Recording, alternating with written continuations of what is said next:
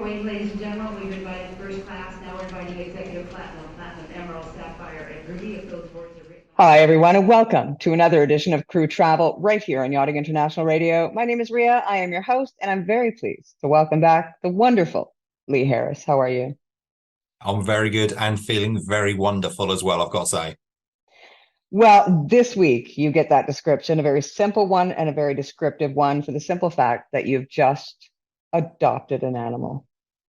We did. We have taken in a rescue dog. So that's our second one, our second rescue dog. And she's a beautiful girl. Bit rough around the edges, bless her, but she's getting there. Well, that earns you the title of wonderful. Thank you. And symbol. I have to mention that Crew Travel is brought to you weekly by Blue Marine Travel, who haven't lost a passenger since Lee Harris was born back in the late 1900s. And of course, their people move people. So, Lee. Yes.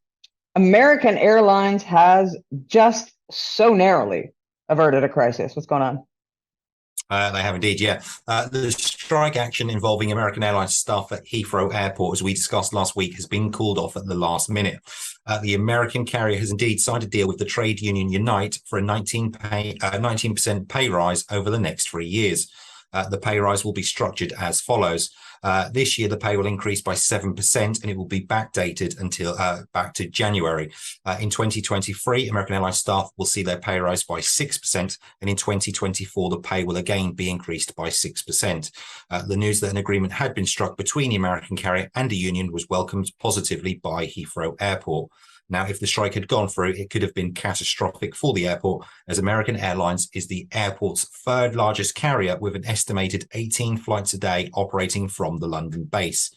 However, it's not all good news concerning Heathrow, though, unfortunately, as later on in the show, we do have news on more possible strike action.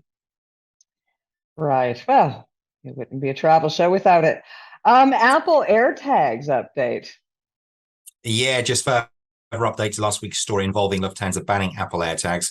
Lufthansa has now reversed its decision and now says that Apple AirTags are once again allowed in travellers' checked luggage.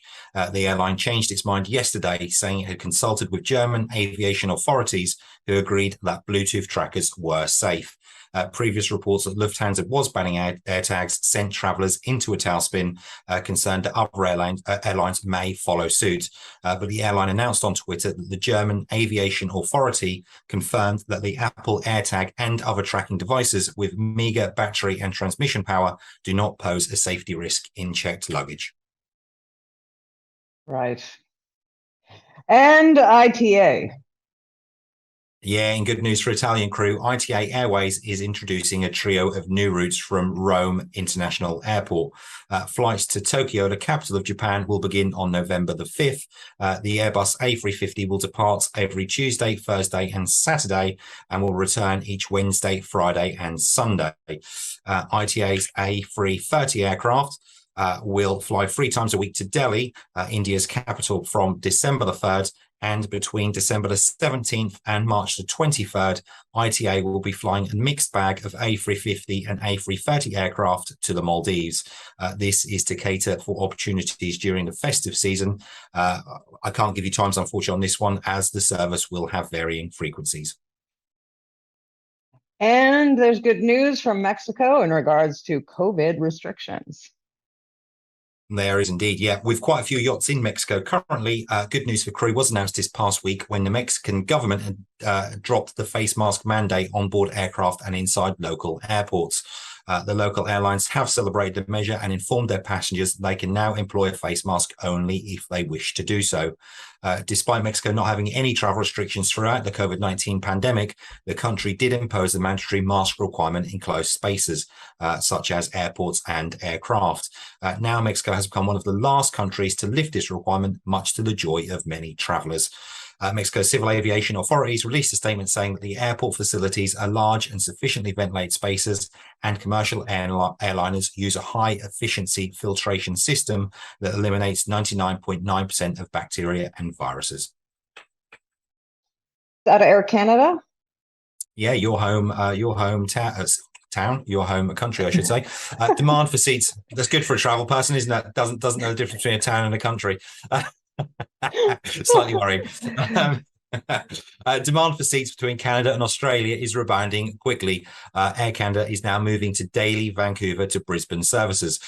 Just 3 months after resuming flights between Australia's Sunshine State of Queensland and Canada's Vancouver, Air Canada has decided to expand services.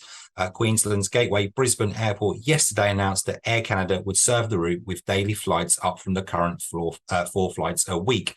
The route is operated using a Boeing 787 Dreamliner with a capacity of 298 passengers. That's comprising 30 in business class, 21 in premium economy, and 247 in the economy cabin. Great. And back to the bad news. Heathrow is still looking at possible chaos. I know. I'm so sorry to do this. After earlier talking about the good news, American Airlines and Heathrow Airport averting strike action, the bad news now comes in the shape of up to 700 ground staff represented by the same union, Unite, taking part in a ballot over potential strike action in coming weeks. If approved, the industrial action would begin mid-November, just as the Football World Cup opens in Qatar.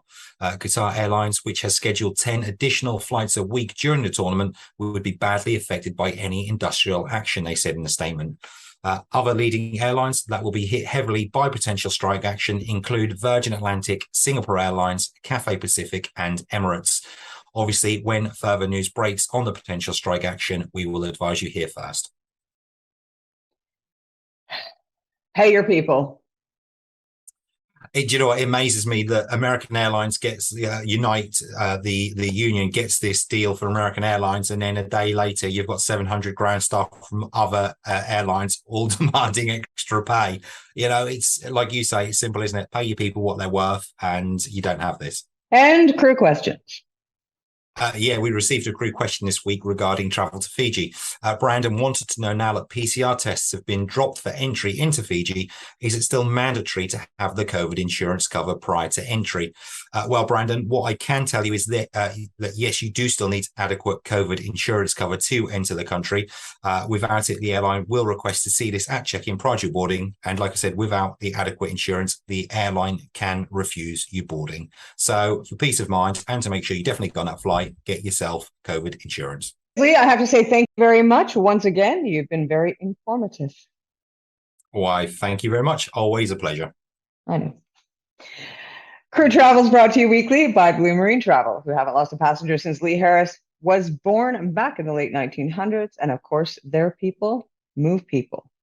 My name is Ria. I have been your host. We'll see you again next week.